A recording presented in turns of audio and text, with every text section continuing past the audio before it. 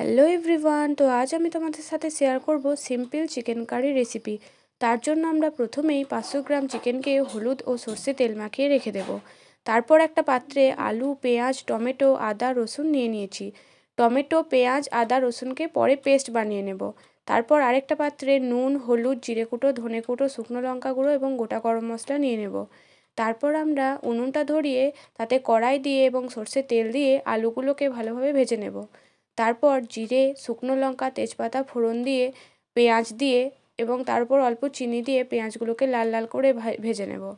ভাজা হয়ে গেলে আমরা যে পেস্ট বানিয়ে রেখেছিলাম পেঁয়াজ, আদা, রসুনের, সেটা দিয়ে ঢাকা দিয়ে কষে নেব। তারপর আমরা মাংসটা যেটা ম্যারিনেট করে রাখা ছিল সেটা দিয়ে তার উপর অল্প নুন দিয়ে ঢাকা দিয়ে কষে নেব। আমরা এখানে নুন দিয়ে কষে নিয়েছি কারণ যাতে মাংসের জল থাকলে সেটা বেরিয়ে যায়।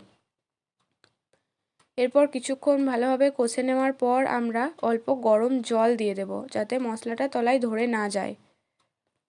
তারপর আমরা এখানে আলুগুলো দিয়ে দিচ্ছি মাংসের সাথে, নাড়াচাড়া করে রেখে দেব। আর একটু জল দিয়ে দিচ্ছি। এরপর আমরা কিছুক্ষণ ঢাকা দিয়ে সেদ্ধ করে নেব।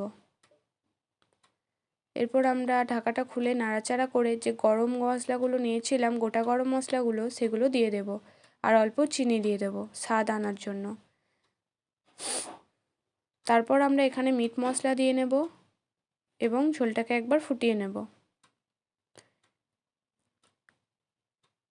এরপর আমরা যেটা ধনেপাতা রেখেছিলাম সেগুলো দিয়ে ফুটিয়ে নিয়ে রেডি হয়ে যাবে চিকেনের রেসিপি, চিকেনের ঝোল।